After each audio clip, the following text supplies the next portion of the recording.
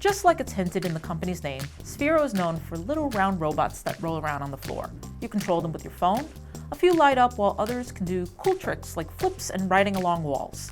Many of them can even be programmed, helping kids learn the basics of coding for a nice educational STEM touch. But until now, hardware tinkerers have been left out of the fun.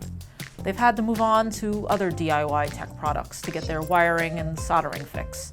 But now, the company's newest robot, Rover, that's RVR, changes things up by letting hobbyists attach all sorts of crazy things to their Sphero, including Raspberry Pis and Arduinos.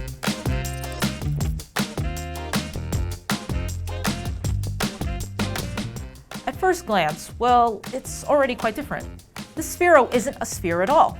It's a little bit more like a tank, with a flat, chunky body flanked by two sets of treads.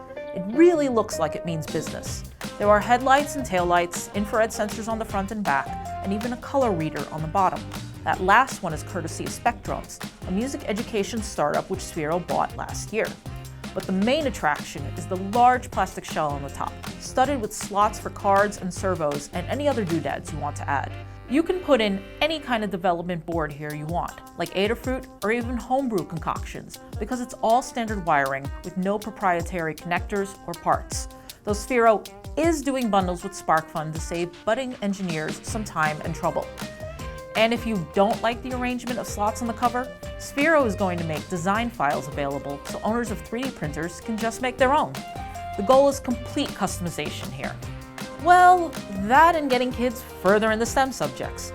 Too many products are aimed either towards basic coding concepts or complex electronics projects, with little occupying that middle ground that would ease kids who are just starting out into more advanced builds until they're confident enough to start building parts from scratch. But for those kids who aren't all that interested in having Rover complete complex obstacle courses or turning it into a robotic killing machine, there's still a basic driving mode. And all that other stuff, it'll be waiting when they're ready.